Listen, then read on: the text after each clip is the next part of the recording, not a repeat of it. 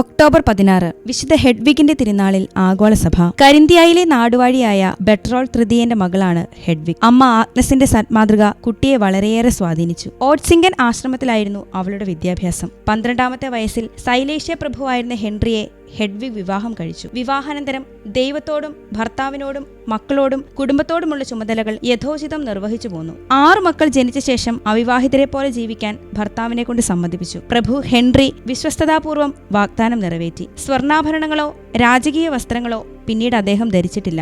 ട്രെപ്നിറ്റ്സിൽ ഭർത്താവിന്റെ സഹായത്തോടെ 1000 പേർക്ക് താമസിക്കാവുന്ന ഒരു സിസ്റ്റേഷ്യൻ ആശ്രമം ഹെഡ്വിഗ് പണിയിച്ചു. ദരിദ്ര യുവതികളെ അവിടെ താമസിപ്പിച്ചു. വിവാഹത്തിനോ സന്യാസത്തിനോ വേണ്ടി അവരെ ഒരുക്കിയിരുന്നു. 16 കൊല്ലം വേണ്ടി വന്നു ആശ്രമത്തിന്റെ നിർമ്മാണം പൂർത്തിയാക്കാൻ. ഏതൊരു കന്യാസ്ത്രീയുടെയും ജീവിതത്തെ വെല്ലുന്നതായിരുന്ന ഹെഡ്വിഗിന്റെ ജീവിതം ക്രിസ്തുവിന്റെയും അപ്പസ്തോലന്മാരുടെയും ഓർമ്മയ്ക്കായി 13 പേർക്ക് ദിനംപ്രതി സ്വന്തം കരങ്ങൾ കൊണ്ട് ഭക്ഷണം വിളമ്പിക്കൊടുത്തിരുന്നു. ഭർത്താവിൽ നിന്ന് പിരിഞ്ഞ ശേഷം ചാരനിറത്തിലുള്ള വിനീത വസ്ത്രമാണ് പ്രതി ധരിച്ചിരുന്നത്. 40 വർഷം മാംസം ഭക്ഷിച്ചിട്ടില്ല. ബുധനാഴ്ചയും വെള്ളിയാഴ്ചയും റൊട്ടിയും വെള്ളവും മാത്രമാണ് ഭക്ഷിച്ചിരുന്നത്. ഇടയ്ക്കിടയ്ക്ക് ട്രെപ്നിറ്റ്സ് ആശ്രമത്തിൽ പോയി താമസിക്കുമായിരുന്നു. 1241 ടാർട്ടാർസായി നടത്തിയ യുദ്ധത്തിൽ പ്രഭു ഹെൻറി വധിക്കപ്പെട്ടു. പിന്നീട് ഹെഡ്വിഗ് ആശ്രമത്തിൽ തന്നെ താമസമാക്കി. വിശുദ്ധ ഹെഡ്വിഗ് ഞങ്ങൾക്ക് വേണ്ടി അപേക്ഷിക്കണമേ.